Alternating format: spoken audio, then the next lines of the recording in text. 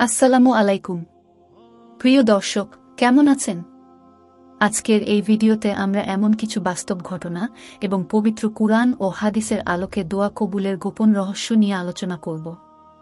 সেই সাথে এমন কিছু আমল শিখব যা আপনার দোয়া কবুলের জন্য অত্যন্ত গুরুত্বপূর্ণ। আপনারা যারা দোয়ায় মনে সন্দেহ পান বা কখনো হতাশ হয়ে পড়েন, এই ভিডিওটি শেষ পর্যন্ত দেখুন। ইনশাআল্লাহ আপনি নতুন কিছু শিখতে পারবেন।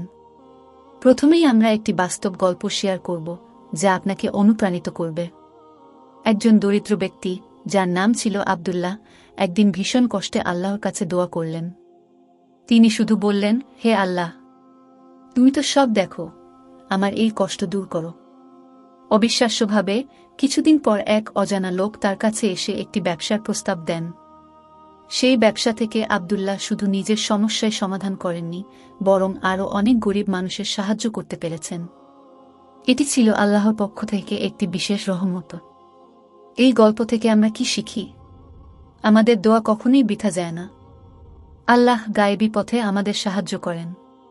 দোয়া কবুলের সময় দোয়া কবুলের জন্য কিছু বিশেষ মুহূর্ত রয়েছে যা আমাদের জন্য অত্যন্ত গুরুত্বপূর্ণ।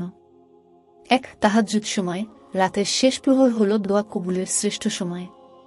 ২. জুমার দিন আসরের পর বিশেষ সময় রয়েছে যখন দোয়া কবুল হয়।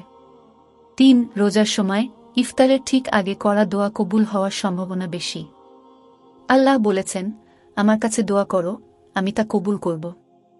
সূরা গাফির আয়াত ৭।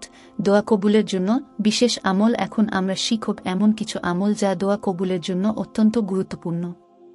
১. ইস্তেগফার, আস্তাগফিরুল্লাহ পড়ার মাধ্যমে নিজের ভুলের জন্য আল্লাহর কাছে ক্ষমা চাওয়া। ২. দুরূদ শরীফ পাঠ, আল্লাহুম্মা সাল্লি আলা মুহাম্মদ বারবার পড়ুন। ৩. সদকা করা, কোনো গরিব মানুষকে সাহায্য করলে আল্লাহ আপনার দোয়া কবুলের রাস্তা খুলে দেন। প্রিয় দর্শক, এই আমলগুলো আপনি আপনার জীবনে প্রয়োগ করুন এবং আল্লাহর উপর ভরসা রাখুন। আশা করি আজকের ভিডিওটি আপনার ভালো লেগেছে। যদি ভিডিওটি উপকারী মনে হয় তাহলে লাইক, শেয়ার এবং সাবস্ক্রাইব করতে ভুলবেন না। আপনার মন্তব্যের মাধ্যমে আমাদের জানান আপনি কিভাবে দোয়া কবুলের অভিজ্ঞতা অর্জন করেছেন।